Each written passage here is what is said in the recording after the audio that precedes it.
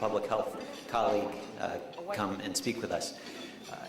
Dr. Besser currently works as the ABC News Chief Health and Medical Editor, and in that role provides commentary and medical analyses for all ABC News broadcasts and platforms, and that includes World News with Diane Sawyer, Good Morning America, Nightline, and many other venues in which you've probably seen him. He came to ABC News in 2009 from CDC. Many of you will know that he was acting director there in 2009. He's had many other roles there as well. He began his career with CDC in 1991 as an EIS officer. Bill Keene actually told me that he thinks that you broke the record for the longest out-of-town epi-aid, during which, just coincidentally, he met his wife. But after that, he worked at CDC. He also spent 5 years in San Diego, during which time he worked in the county health department there. He volunteers now as a pediatrician with Children's Aid Society in New York City.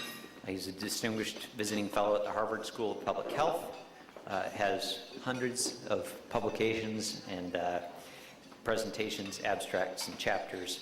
He received the Surgeon General's Medallion for his leadership during H1N1 response, and the Dean's Medal for contributions to public health from Johns Hopkins Bloomberg School of Public Health. He's also just had a book released in April called Tell Me the Truth, Doctor, Easy to Understand Answers to Your Most Confusing and Critical Health Questions. And I'm sure we'll know more about that, so thank you, Dr. Besser. Thanks very much. Thanks very much. It's a real honor to be here today to speak with you. It feels like coming home. A room full of epidemiologists is my kind of people. It's doubly an honor, though, to be giving a lecture that's named after Jonathan Mann. In your materials, you'll read some about him, but many of you knew him as a state epidemiologist. Many knew him through his work to bring attention to HIV/AIDS, to provide leadership at the WHO in that area, and so it's a real honor to be giving his name lecture. As was mentioned, I do hold a bit of a record at CDC in terms of that outbreak. It was my first outbreak, and had I been a more skilled epidemiologist, then tomorrow I might not be celebrating my 20th wedding anniversary. So thanks to Susan Lett, who's here, and to Al DiMaria, Susan was my supervisor in 1991 on that first outbreak, apple cider, E. coli, Swansea. It was a great outbreak. People I gotta tell you, at ABC News, they don't get it when you say it's a great outbreak. So you have to know your audience and learn what phrases are going to work. But great outbreak doesn't really work in that setting. But here, you know what I mean. It was a great outbreak. So what I want to do with this talk is talk about the power of communication, and what I think is something that is underutilized in public health. And I'm not talking about communication where you're developing materials for doctors and posters and PSAs. I'm talking about those encounters when the press calls you and wants to talk about something. Because in that moment, in that brief moment, you can get the attention of millions of people who really don't care anything about public health or don't even know what public health is. But you have a moment there where I think you can really impact on their lives. And that's what I try and do during the 90 seconds that I get on World News or Good Morning America to talk about health. So first I want to kind of explain how I got into the position that I'm in. I never, when I came and interviewed for EIS, I didn't say that my goal was to be ABC News Chief Health and Medical Editor. I never really watched network news, and it wasn't something that I thought was very good. But I watch it now, and I encourage you all to watch it. It's much better than it used to be. So I want to take you back. It was January of 2009, and I was head of terrorism preparedness emergency response at CDC. And I was on this trip to Israel. We were in Israel to try and learn from the Israelis why people were so prepared there for disasters. When in the United States, whenever you do a survey, fewer than 10% of people have an emergency plan, have an emergency kit. But the Israelis were so prepared. And so I was there with a group of government officials and a group from Harvard. And we arrived in Israel, and 2 hours after we arrived, Israel started sending bombs into Gaza, and this big war was taking place between Israel and the Palestinians. And we're thinking, they're not going to meet with us, nothing's going to happen. Well, nothing could be further from the truth. Their approach was life goes on, nothing changes. And so we had an opportunity to watch them during a crisis. And they had lectures. We were meeting with their epidemiologists, their preparedness people, the communications people. And we're in these lectures, and my phone goes off. And I step out of the lecture, and it was a person I knew who was on the Obama transition team. And she said, if you were asked to be the acting director of CDC, what would you say? And I said, I'd say yes. And she said, I'll get back to you. So I went back in, and we heard more lectures, and then the next day she called back. She said, well, it's between you and one other person. And at this point, I had some questions. I said, well, now, what would be involved here? And she said, well, we'd expect you to be the acting director for about 6 weeks. Then we would have a secretary of health, and the permanent director would start. But during that 6 weeks, you could treat it like you were really the director of CDC.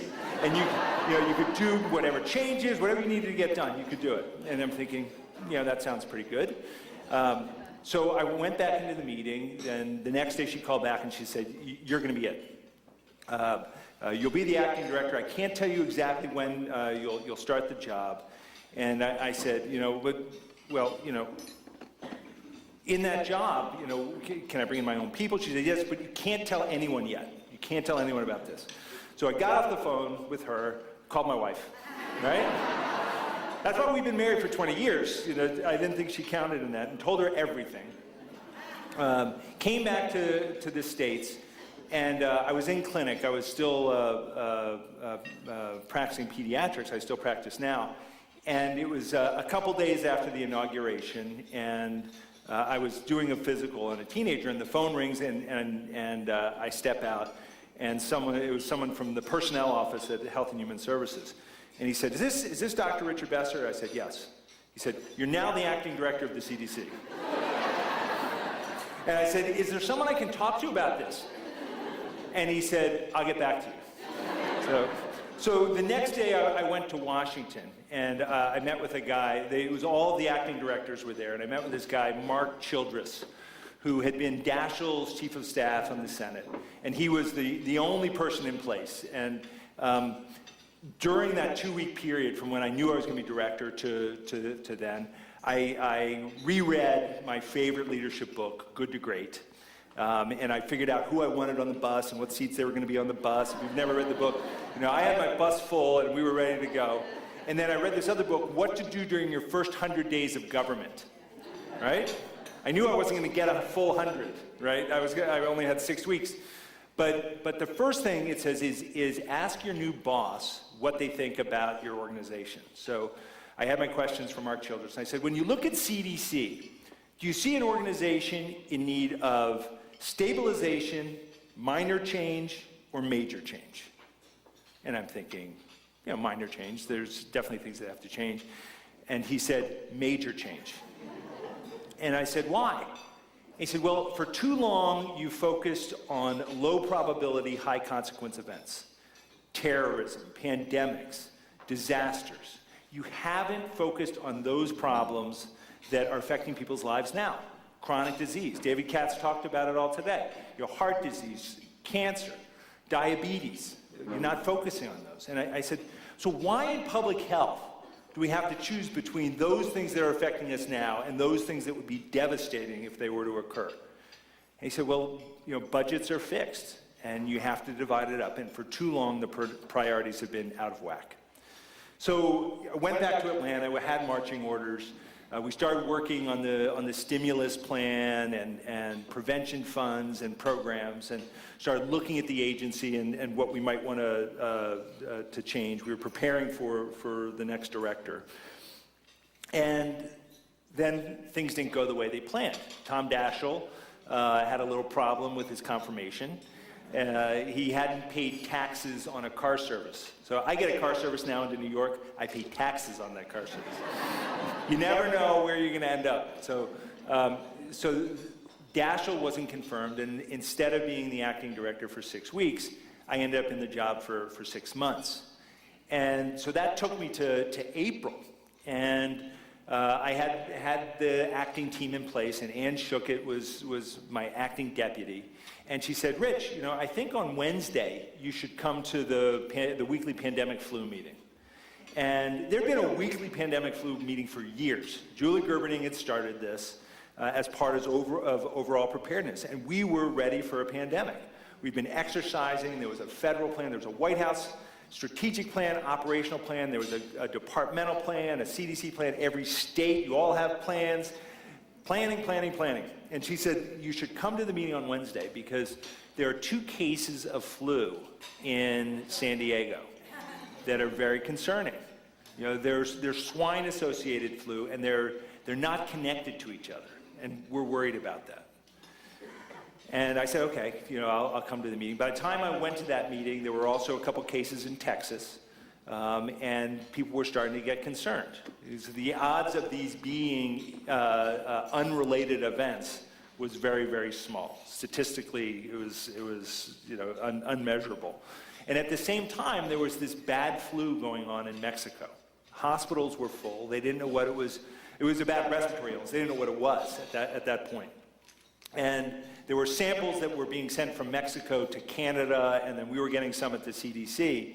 And I went to the meeting, and Lynn Finelli gave a presentation, and she went through it, and she said, we're seeing cases, this is spreading. If this is the same as in Mexico, we're very concerned that this could be the start of the next pandemic. We're seeing widespread disease, it's spreading person to person, it seems to be causing severe disease. I think New York at this point, they were starting to see stuff in the school. And they said, we're very concerned about this. So I sent word up to Washington, to my supervisor. There was still no Secretary of Health. We were the only department without a secretary, so there were no political appointees. There were counselors that we reported to. And I sent a word up saying, we need to have a call tonight. We're very concerned about the situation in Mexico and these cases of flu in the US. We're concerned that this could be a pandemic. And I got an email back saying, we're kind of busy. It's busy, we're working on the stimulus, could it wait until tomorrow? And I said, no, this is very serious. We think it could be pandemic. So we got the call. Mark Childress was already gone at this point. He had left when Daschle had lost out, and Laura Petru was in. She'd been in for a week. She was a wonderful congressional staffer. So she chaired the call, and I went through what we'd heard about the cases and the connections, and I said, it doesn't look like people have immunity. All the things are lining up that make us think this could be the next pandemic. And we think the White House needs to know about this. And she said, on a scale of 1 to 10, how concerned are you? And I'm thinking about this, and I said, an 8. And there was silence on the phone. She said, an 8? And I'm thinking, is there a manual I didn't get that lists the pandemic scale? But whatever it was, the 8 had the response I was looking for, and she says, I'm calling the White House.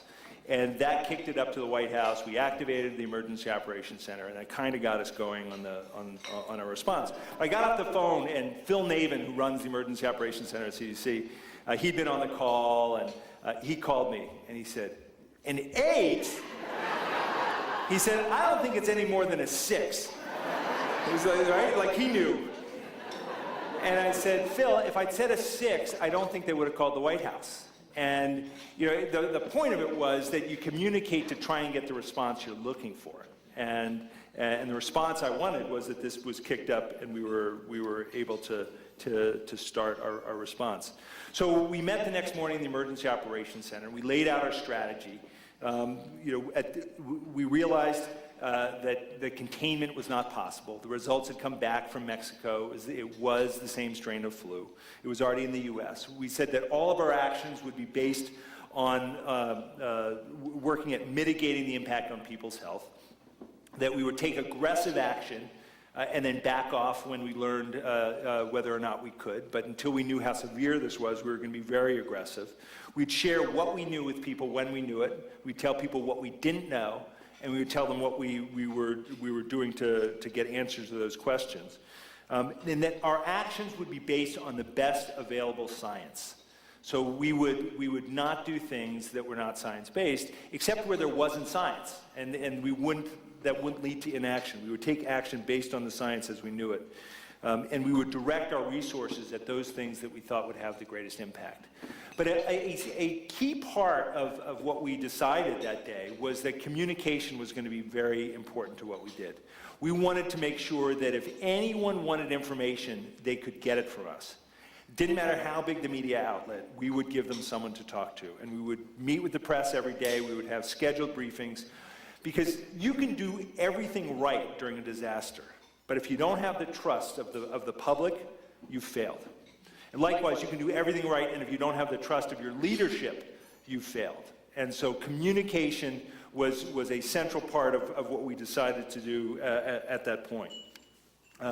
We were following the key principles of risk communication: be first, be right, and be credible. Sometimes you're not always right because you're going to be out there first and credible. I think I see more failure when there's lack of communication because of fear of being wrong than on the other fronts.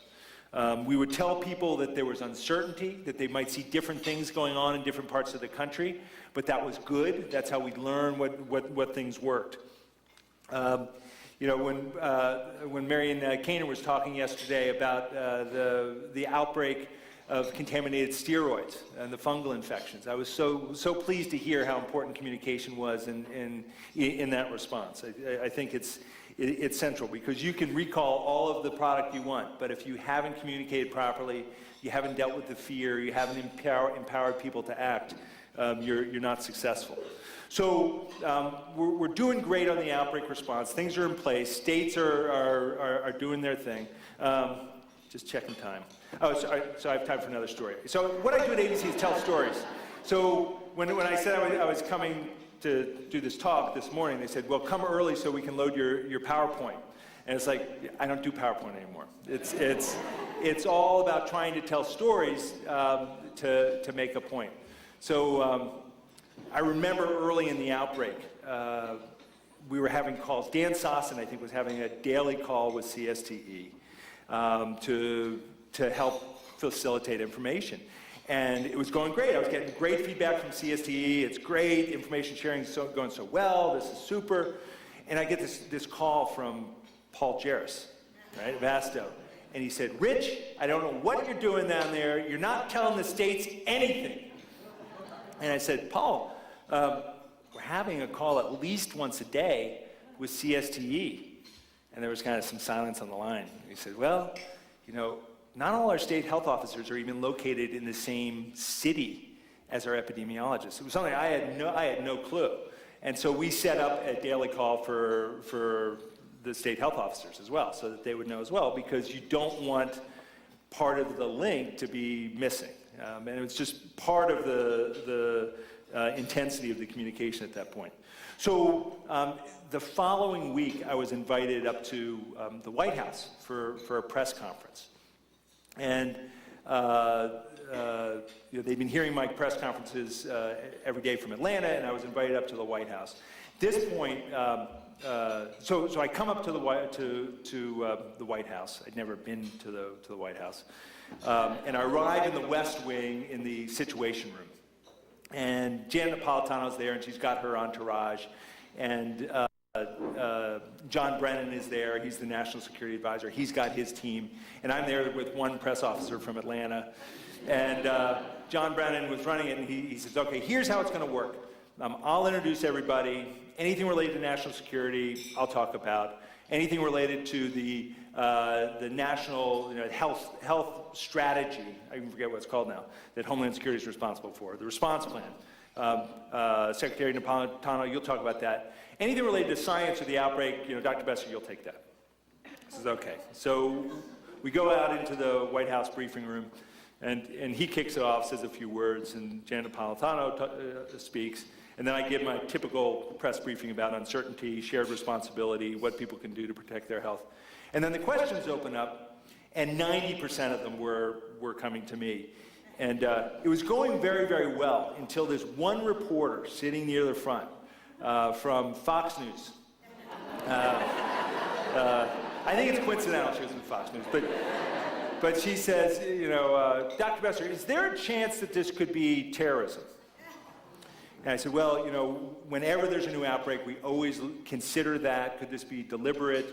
The scientists have looked at the strain, and it looks like what we would expect to see with a naturally occurring flu strain. We don't see any signs that this was deliberate. She said, but Dr. Besser, isn't it possible that someone in a lab manipulated this and released it to cause this to happen? And I said, well, no, we do consider that, but here in this situation, we don't see any evidence of that. But Dr. Besser, aren't terrorists working all around the world to make this happen? And John Brennan comes up and said, we're listening to the chatter, and we hear no chatter out there. There's no chatter going on about this at all. It's not happening. And then she asked me one more time the same thing about this thing, and I said, no. So that night on The Daily Show, it was for my kids, it was the highlight of any media I've ever done. Jon Stewart, he replayed the sequence but kind of sped it up, with this Dr. Besser, Dr. Besser, Dr. Besser, Dr. Besser. And he said no. So there can actually be a little humor in the middle of a pandemic. So it must have been 3 days later, I got a call to go brief the president and the cabinet. And Secretary Sebelius had now been sworn in, so we finally had a full cabinet. I come to the cabinet room, and I thought the cabinet met like every Thursday. They meet, they plan the week, they see how everyone's doing. This was only the second meeting of the cabinet. It was 100 days into the administration. And so the president thanked everyone for their hard work. He said they needed to spend more time with their families. I could kind of read their faces like, yeah, right, that's actually never going to happen. And he introduced me, and I gave my talk. And at the end of the talk, he opened it up for questions. And he asked a couple questions, and then Secretary Clinton asked questions. And she said, Dr. Besser, what's the difference between seasonal flu and pandemic flu? And I was pretty nervous before I went into the briefing. But once she asked that question, I could relax, because I realized that they didn't know anything. But the point here is that so frequently in public health and in science, we treat elected officials or government officials like they're experts. And we use language that totally cuts off communication, because if you start talking like they understand what neuraminidase is, chances are they're not going to be willing to say, what? What is that? And they won't understand a thing you said. And so the important point is that you talk to to elected officials like you would talk to your neighbor when they're asking that question, because her question was a good one, and it was a valid one. So I have another good story, but I don't want to run it. I'm going to have to switch, because I don't want to run it. All right, I'm going to throw in one more story. It's one of my favorite stories, and then I'll transition to what I do at ABC. So the meeting ended, and Secretary Sebelius says, Rich, I need you down the hall. We have a phone call with 50 state health officers to talk about what's going on with the flu. I said, okay. And John Brennan said, Rich, I need you in Rahm Emanuel's office right now. The school closure guidance that CDC posted yesterday, we hate it. The Secretary of Education is very upset about that. And then Vice President Biden says, Rich, I need to talk to you right now. I'm going to Delaware tomorrow. I have some questions. And I'm thinking, okay, Sebelius, Brennan, and Biden. So who would you go to? I hear a lot of Bidens. So I went with Biden. And the reason I went with Biden, there are a couple. One is he outranked everybody else who was there, right? He was the vice president. But the main reason was the day before, he had been doing a press conference on the economic stimulus plan. And in the middle of the questioning, someone said, Mr. Vice President, with the pandemic going on, is it safe to fly? And he said, I wouldn't get on a plane, and I don't recommend it for my family either. And it must have been 30 seconds after that, my beeper went off in Atlanta. And it was the White House communications people, and they said, get down to the CDC studio right away. You need to correct something the vice president just said. And so I went down there, and I think it was MSNBC, they were on, and they put me on, and they said, let us play a little clip here from the vice president. And they played that, and they said, Dr. Besser, do you agree with the vice president's recommendation here? And I said, well, what this is called is a teachable moment. What the vice president meant is that we need to do those things to protect our health and the protect of others. And if you have the flu, you should not get on an airplane because you could spread it to other people. But for everyone else, it's perfectly safe to fly. So I wanted to know what the vice president had to say. He had a question. He was going to Delaware. There were already cases. There was going to be a big school rally. I told him that was not a good idea. They ended up having a small meeting instead of the big rally. And so we went into Rahm Emanuel's office. And I go in there and I bump into someone and I look, and it was the president. I had basically given a hip check to the president. And he looks and he says what a lot of people have said to me today, you're a lot taller than you look on television. And he turns to Arnie Duncan and he says, hey Arnie, what do you think about Rich for our basketball team? Well, the day before, or several days before, the New York Times had run a profile on me, and they quoted my brother, my oldest brother. He said, if you put Rich on a basketball court with a ladder, he still couldn't make a basket. Which is true. I'm like, I can't play basketball. And I said, Mr. President, I can't shoot. And he said, that's okay. You could crowd the lane and you'll scare people off the court. So we sat down to this meeting, and it was with David Axelrod and Secretary of Education, Arnie Duncan, and Janet Napolitano and Kathleen Sebelius. And during the cabinet meeting, the president had said in the room, we want all of our actions based on the best available science. And it was like music to my ears. When I brought that back to CDC, people were just so elated that was what was going to guide the response. And so we sit down to this meeting, and David Axelrod said, CDC just put up a guidance that said with the first suspect case of flu, you're going to close schools for 2 weeks, and while you do an investigation. And the Department of Education, their job is to keep kids' butts in the chairs learning. And here you are closing schools with a suspect case. This isn't going to work. So down the end is Rahm Emanuel, and he says, I'll rewrite it. He pulls out a pen and he starts writing on this thing, and I lean over to Secretary Sebelius and I said, I'm not too comfortable with this. He's writing the guidance down there. And she said, it'll be okay. And David Axelrod chimes in and he says, Rahm, the president just said this should be based on science. I don't think you should be writing the guidance. And so Rahm takes what he was working up, crumbles it up, throws it in the corner, and lets out some Rahmisms, which is not suitable for public lecture. And we left the room and went to do the governor's call, it was governor's call. And about 20 minutes later, one of the deputy communication directors comes in and he hands me the guidance which had been modified. And he said, take a look and see if that's consistent with the science. And what they'd done is they had changed it to, with the first suspect case of flu, the school will close for a week, after which time there'll be a reevaluation to determine whether the school should remain closed. And it's like, yeah, that's consistent with the science. When we were looking at how long viruses were being shed, and this was consistent. And what had happened was we were working based purely on science, saying, well, you can shed the virus for 2 weeks, so let's go for 12 days, so we'll close for 2 weeks. But it hadn't allowed the policy layer to come into effect. And what it taught me is the importance of science guiding policy, but we elect people to make that policy. And you want to make sure that you leave room for that.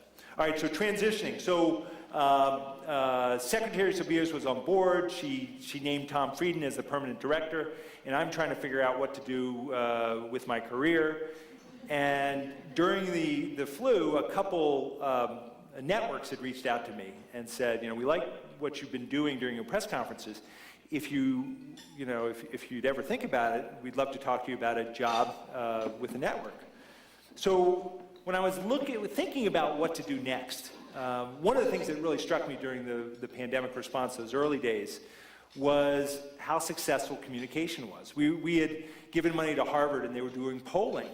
And what we saw was that people's trust in government in the response during those early days was over 80%. It was higher than they had seen for any kind of health crisis. And people's understanding of what to do to protect their health was going way up. They knew to wash their hands and to stay home. And so when ABC offered me a job, I'm thinking, in what other position could I talk to, maybe 12 million people a day about something related to health? And so that's what I do. I'm at ABC, I'm telling stories, I'm trying to practice public health in front of a camera. It's not what ABC thinks I'm doing. They think I'm just reporting on their medical stories, but I'm always looking for those stories that have a public health angle. So this past week, what did I do? Big news, Michael Douglas talked about throat cancer, right? He talked about oral sex, throat cancer, and HPV. What could be better for television, right? So he talked about that on a Sunday. Monday morning, I'm on Good Morning America. They said, okay, we want you to do the story, but you can't say oral sex, you can't say cunnilingus, you can't. I said, what do you want me to say? So I overruled them, and I did say oral sex at 7:15 on a Monday morning on television. But I talked about HPV vaccine and HPV causing cervical cancer and causing throat cancer, and why it's now recommended not just for girls but for boys, and why you need to give it before children are sexually active. And then I did the same thing on Inside Edition and Entertainment Tonight. Those aren't places people normally go for their health information, but you sneak it in. You sneak it in when they're not looking. The next day, Paris Jackson attempted suicide. There I am, Entertainment Tonight, talking about teen suicide, what to look for, how common it is. Those are health messages. They're public health messages that people are getting in a setting that they're not really expecting to get those messages. I talked about hepatitis A and frozen berries and the hepatitis A vaccine and power of vaccines to prevent that. Today I was on KABC, the ABC affiliate here in Los Angeles. I was talking about emergency contraception. So the Obama administration finally said uncle and gave up on their fight to undo what the FDA had recommended be done more than 6 months ago. But I was talking about why, as a parent and a pediatrician, I thought that was a good idea. I'm a parent of teenage boys, and I'm a pediatrician, and I know that teenagers often don't show the best judgment. And I framed it in that way because I know there's a lot of pushback. A lot of people think that this is something that will encourage sexual activity. And I didn't want that to be the focus of the discussion. It could be the focus around choices that kids make and what you can do to prevent an unwanted pregnancy. But it's all about telling stories. And here's where I want to give what I think are some messages for what public health needs to do better. David Katz talked about this in a really nice way today, about the faceless crowd. Public health negates the individual. The individual is great for hypothesis generating, right? And anecdotal evidence. But you don't get the power of epidemiology until you aggregate. And when you aggregate, then you start to see risk factors and trends and things that you can then intervene to change. And then you can look at populations and see across the population if you improved health. Well, that does not work for television. Television cares about the individual. And so what you need to think about doing whenever you're talking about a public health problem, rather than blowing people away with the magnitude of it, which is mind-numbing and shuts people down, find the individual who embodies the issue that you're trying to deal with.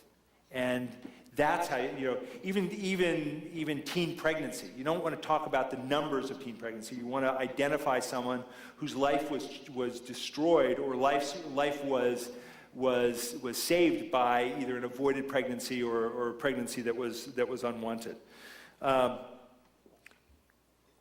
The usual approach at CDC and I think at universities as well is when you have a new study, a study coming out, the person that gets put out in front of that study is the person who did the study because they know the most about the study. Well, I have to tell you that usually the worst person to put out in front of media is the person who did the study for many reasons. They're too close to it, right? So they know these really, really cool details that they want to make sure they get to talk about. Well, the general audience doesn't care about that little detail. When you have maybe 7 to 10 seconds to talk, that little detail is gone. What you want is someone who preferably has a degree. An MD is actually the best because people like to hear medical information from a doctor. It's just the way it is. But you want someone who is really well trained in communication, who didn't do that study but knows how to turn it into a soundbite. Because, and one of the best people in the country for doing this is in Tennessee, and it's Bill Schaffner, which is why just about every story we do at ABC News, we call Bill Schaffner. He has an uplink, so we know it won't cost us a penny, right? Which is also important. He'll go to his uplink, he'll stand in front of a bookshelf, he'll have a white coat on, he looks like the most trusted individual in America, and he will turn whatever you want into a soundbite. And he just churns out the sound bites. It's amazing. So if you want to get your message out there, you need to cultivate people who have that ability to say things in a really clear way. And the clear way is, what would you say to someone you met in your neighborhood at a cocktail party? Then they say, why does that matter? Why is that important? Or why should my kid get HPV vaccine? Or I'm really worried about steroid injections. I have back pain. Maybe should I never get treated? You want to bring it down to what you would say to someone who is smart but not medical in a way that will resonate. And if you do that, you're going to get millions of dollars of free marketing around the health message that you want to put out there. But if you distill it down into something that just doesn't connect, doesn't feel human, that's overly rehearsed and polished, you're not going to get it on the air, and you're going to miss an opportunity. I think that when press calls, rather than saying, oh my God, it's the media on the phone, do we really have to talk to them? It should almost be a crisis response of, we have 2 hours to get somebody out in front of the camera, and we can get a couple $1 million worth of free public health marketing. Because when people hear it in the news, they don't realize it is marketing in a different way. And then the last point I want to make is, because when I was at the preparedness conference talking in Atlanta, someone said, we need to partner more with media. I want to tell you, we are not your partners. We are not your friends. All right? But many times we have a common goal. And the message that we want to get out is the same. And we want to look for those opportunities. You want to be careful and not confuse that with being your friend and your partner, because the goals are different. But the more you learn to co-opt the media, the more I think we're going to have impact in public health. So thank you very much.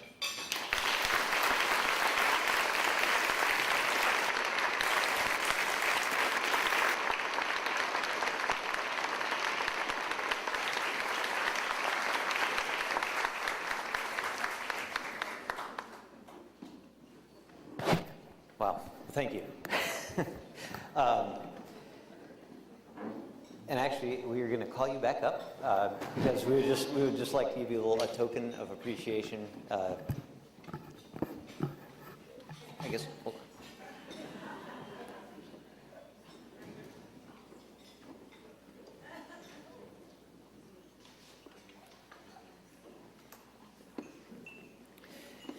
It's just Dr. Besser, 2013 Jonathan Mann Memorial Lecture. Thank you very much from CDC.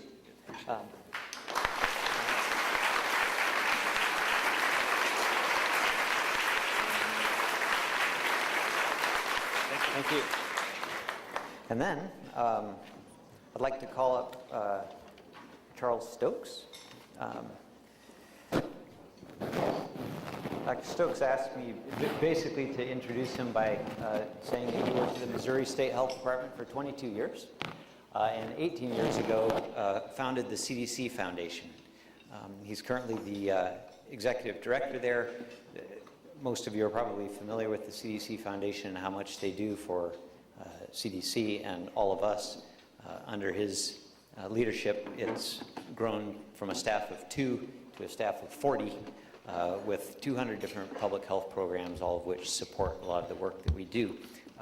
And the CDC Foundation is also instrumental in bringing speakers like Dr. Besser and supporting this conference, so thank you.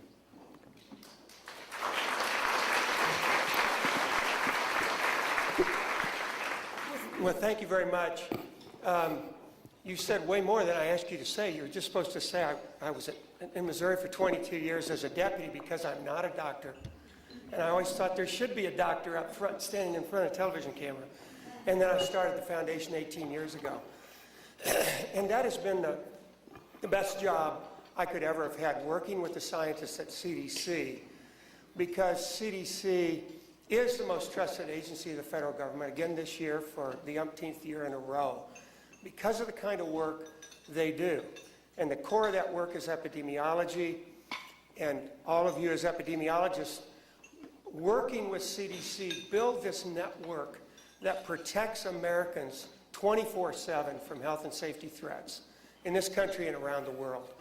So it's been a real pleasure working with CDC, and also to be associated annually with this CSTE conference, to be able to support the Jonathan Mann lecture.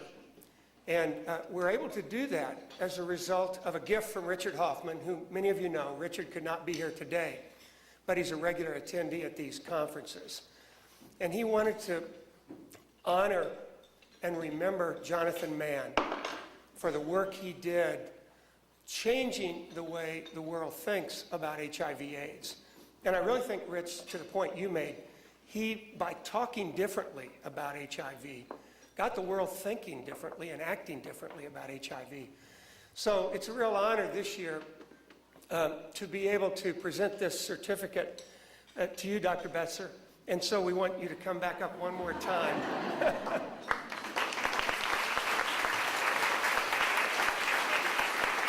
And Rich, I don't know what the deal is. You don't look that much taller to me in person than you do on TV. I don't get it. But at any rate, congratulations. Thank you for a great talk. Thank you very much. And thank you for being here.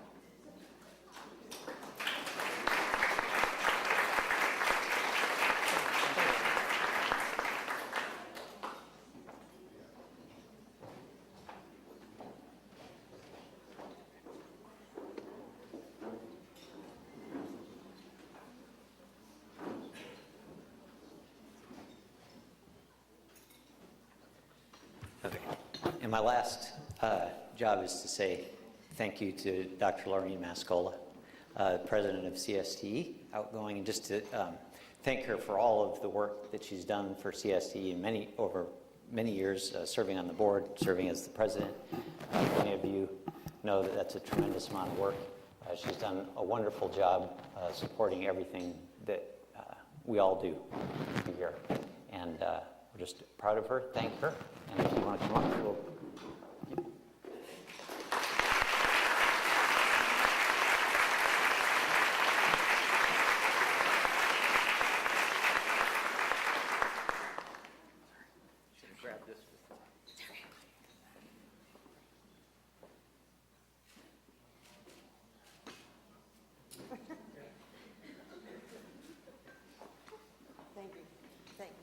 Thank you very much. It's really great to see all of you here tonight. Thank you. And thank you, Dr. Besser, for that really moving speech. And I'm sure all of us will have better communication with our media when they call us in the future and think about them as sort of walking that line between enemy, friend, and smiling with that soundbite like Bill Schaffner, you know, and just standing up. I'm not as tall as him, though. But, you know, it's great to have height, too, don't you think? I mean, you know, tall people have more respect, I think, somehow, than short people. Anyway, it is my pleasure tonight to give some awards to some of the members that are actually going to be rotating off the board. And so let me actually make some room up here and do some housekeeping, excuse me, for a little while. Just have to clean up. Okay, so... oh my God. All right, so... I mean, there's some great people, as you all know, that work for CSTE all the time. And again, being on the board, while fun, does involve a lot of extra work. And we do have some board members that are rotating off this year. And the first person that I would like to talk about who's rotating off the board this year is Katrina Hedberg, who's the state epidemiologist for Oregon, or Oregon, as some people say. And actually, you know, one of the best things about coming to CSTE conferences is sometimes you can play hooky and actually get to see parts of the area of the place where the conference is that you would never see. And I'll never forget that one time that Katrina and I, when we were in Pennsylvania, we sort of stole Steve Ostroff's car and drove off to see Falling Waters, the house by Frank Lloyd Wright, and then stayed in this lovely little town that we can't remember the name of, and just saw a beautiful slice of Americana while learning all the things that CSTE had to offer us, and it was just a great, wonderful time. And the best thing, though, about, Katrina is that she's got a really great mind, and she's really level-headed. You know, she is from Oregon, and she's really level-headed, and she has some great ideas, and she's really been a great influence on the board. She was in the cross-cutting, I love that committee, cross-cutting, and in fact, she and Joe McLaughlin share, and they were so nice about it that they even looked at their portfolios and said, you know, I'll like this, I'll take one from column A, you can take one from column B, and they were just really, really amenable to actually working things out in a nice way and getting things done. So I just want to say thank you to Katrina Hedberg, who's worked on the board from 2010 to currently 2013, and that we'll miss her. And I know she's going to continue to work on workforce issues and other things. So thank you, Katrina.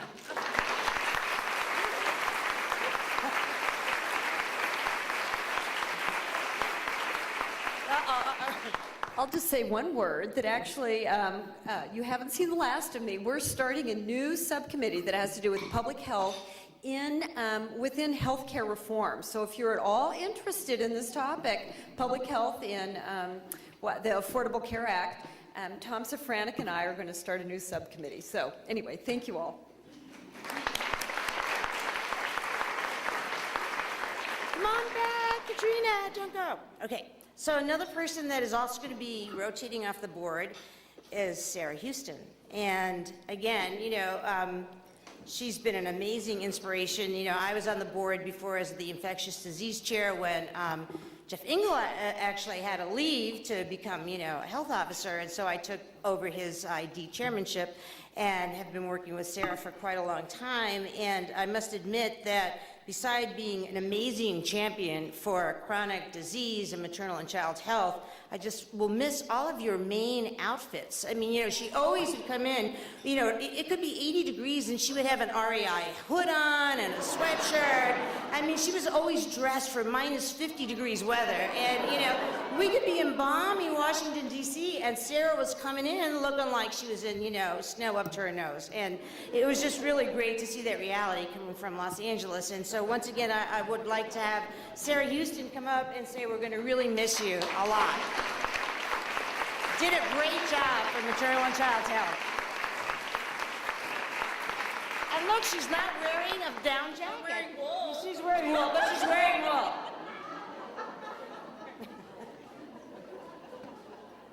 And a great new haircut. So there you go. Thank you very much. It finally got warm enough. It got warm enough for her to cut her hair. Right, so. And now, last but not least, who's also rotating off the board, is Tom Safranek. And I must admit that, you know, Tom, who was our current past president, is currently our vice president, you know, is eventually going to be leaving the board and hopefully continue to work with CSTE. You know, I like to think of you, Tom, as Mr. Diplomat. I mean, you always have that smile on your face. Everything is going to be okay. You know, you used to wear bow ties. You used to look forward to seeing all the different bow ties. And then this week, you choose not to wear bow ties, so I can't even make any bow tie jokes. But really, you know, you've just been an inspiration with your constant smile, and no matter how much work is thrown at you, you manage to do it with a smile on your face. And last year's conference was amazing in Nebraska. Gave me a whole new appreciation for that part of the world that I had never seen. And again, you know, we're really going to miss you, and we want to say thank you so much from 2008 to 2013.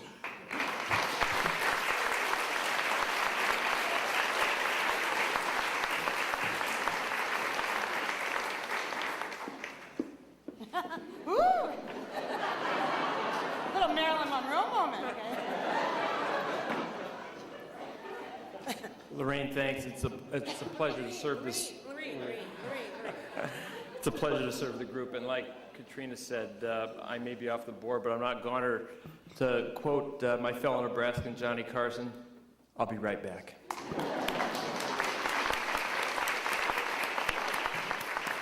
All right, so we all have a great set of people that are continuing to work for CSTE. Anyway, so now I want to switch and talk about the Pump Handle Award. Let me get that. I want to be prepared here, you know, preparedness. Oh my God. They make these awards so heavy. Okay.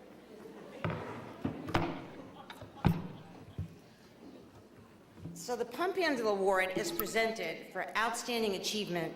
I feel like I'm at the Emmys or something. You know, in the field of applied epidemiology. And the award honors a state, local, territorial, tribal, federal, or global epidemiologist who exemplifies extraordinary contributions to and outstanding achievements in the field of epidemiology. Now, from 2007 to 2013, Dr. Stephen Ostroff was the director of the Bureau of Epidemiology of the Pennsylvania Department of Health, or PADOH. He also served as the acting physician general for the Commonwealth of Pennsylvania. Before these appointments, he had a 21-year career or commitment with the U.S. Public Health Service, most of the time at the Centers for Disease Control and Prevention in Atlanta. And while at CDC, Steve was the Assistant Surgeon General and the Deputy Director of the National Center for Infectious Diseases. And before joining the Pennsylvania Department of Health, he worked in Honolulu, which it must have been really hard, with the U.S. Department of Health and Human Services, and as the DHHS representative to the Pacific Islands, which also probably was very hard. And, but on another note, he was a consultant to the World Bank, which must have been very boring, on public health projects, but to the Southeast Asia area, which probably was very nice. And He also has been on the executive board of CSTE, both as the secretary, treasurer, and as president. He's written over 50 peer-reviewed articles, book chapters on emerging infectious diseases. In fact, he was just bemoaning the fact that he was just rewriting it, and as he's rewriting it, new diseases are emerging, and he can't keep up with them. And he's testified before Congress on numerous occasions. And you know, as I said before, I'm sure throughout his career, there's many a pump handle that he's pulled off. And right now, tonight, we want to honor him with the Pump Handle Award. So, Dr. Ostroff, please stand up.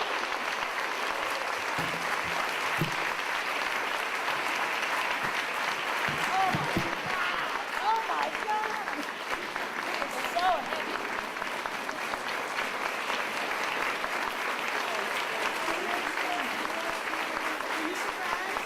All right. I'm totally surprised, and I have absolutely nothing to say except that I am just thrilled when I returned to the state level. I was so embraced by this organization. It just means the world to me, so thank you so much for this award. Oh, wait, and additionally, we also have this lovely book called The Ghost Map, and the story of London's most terrifying epidemic and how it changed science, cities, and the modern world. And maybe, you know, he'll give you a free book or something, too. So anyway, thank you very much.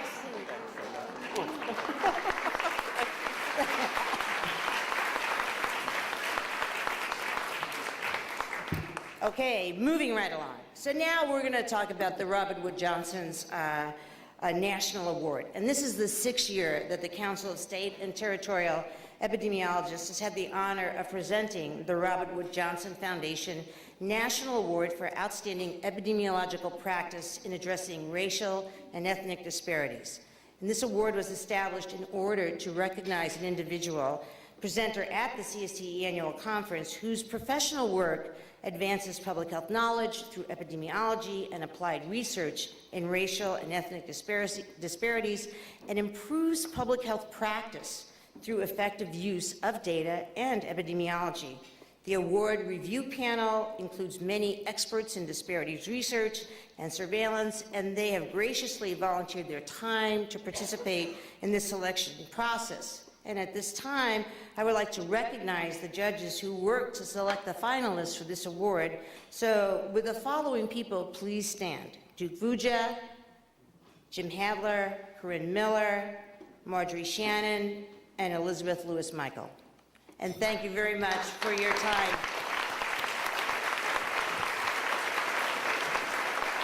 There were over 600 abstracts submitted for participation in the 2013 CSTE annual conference. Of those, only 13 abstracts, don't yawn, 13 abstracts were considered for the award and were according to the eligibility requirements, and 5 finalists were selected. To recognize each finalist, CSTE has published their name, picture, biographical sketch, and abstract in the conference agenda booklet. The award winner, I have to get the plaque, will receive a plaque commemorating their achievement along with a $1,000 honorarium. So go be friends with that person. All of the finalists are the guests of CSTE at this year's President's Banquet. And would the finalists please stand and be recognized as I say your name, and hopefully with as much graciousness as possible. There's Ying Zhang, Patricia McCain, Shoshana Nikelski, Laura Tomedy, and Rowena Samala. Please, let's give them all a round of applause.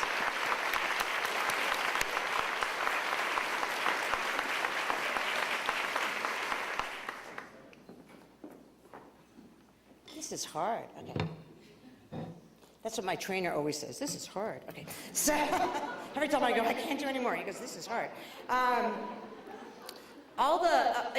CSTE is really honored to be able to present such a distinguished award to our members. And this is the truth. I mean, we are committed to expanding the quality of work in the field over the course of the next several years as we present this award to a deserving epidemiologist to recognize the quality of their work. All of the finalists were great contenders to win this award. The presentation that stood out demonstrated actionable contributions to public health policy and program development in their state. The winner examined disparities in infant mortality as a health indicator, to identify those at highest risk among racial and ethnic groups in the most at-risk communities in their state, and collaborated with local health departments to establish outreach plans. The presentation was an in-depth analysis and clearly showed how the winner progressed from scientific analysis to public health practice, i.e., translational epidemiology, where we really all want to go. Once we get the data, we really need to do something with the data to improve people's lives. So this year's winner of the Robert Wood Johnson Foundation Award is the senior MCH epidemiologist at the Michigan Department of Community Health, Patty McCain, for her breakout presentation entitled Decomposition of Infant Mortality Rates by Race Ethnicity at the County Level, Informing Home Visiting Outreach to High-Risk Populations. So Patty McCain, would you please come forward to accept your award?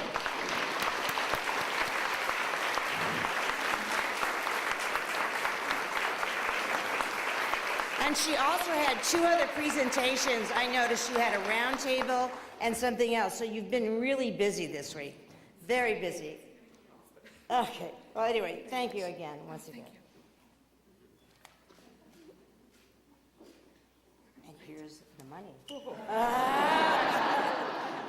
Yes. So be friends with Patty. Okay.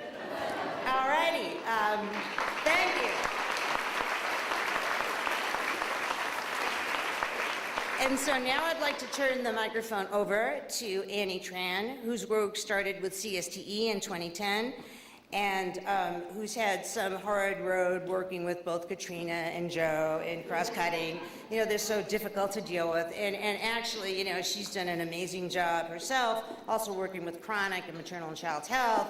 And so again, really diverse portfolio and weird people that she had to work with. But she's going to come up now and actually give out the Super Staff Award. Thank you.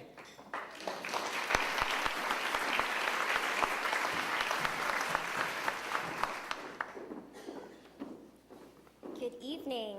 I'm kind of embarrassed to be up here because I don't know how I got on the same program agenda as some of our other speakers. So give me a couple of minutes and I will be out of your hair.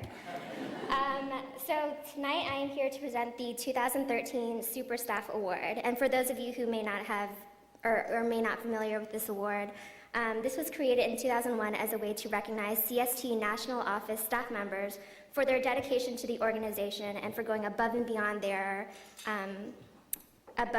stated job requirements, or you guys might know them as other duties as assigned. This year, the staff voted for someone who has done some outstanding work in developing and strengthening the areas in the time they've been with CSTE.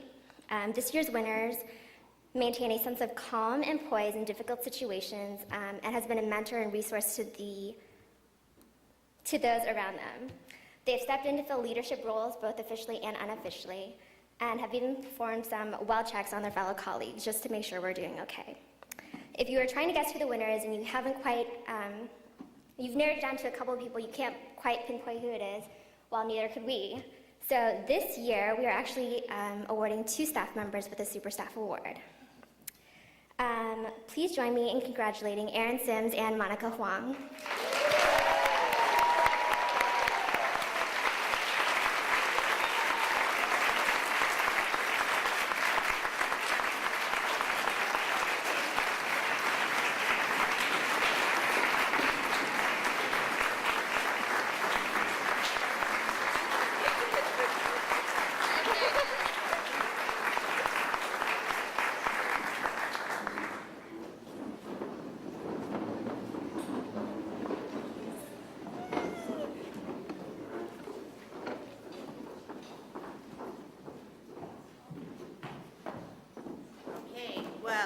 It's just my closing remarks and you guys leaving. So I'm basically going to be really brief, and I want to just thank you so much for this wonderful evening. I really enjoyed hosting all of you here in the wonderful city of Pasadena. It's been my pleasure and honor to work with so many of you, and again, like Rich said, you know, public health, you know, is where it's at, and we sometimes don't get the recognition that we deserve or that people realize what we do. And so I want to thank all of you for coming. I hope you had a great time. I want to thank Rich for joining us tonight and giving us a great talk. And thank all the rest of the people here in this room for doing what they do every day. Thank you so much and have a great night.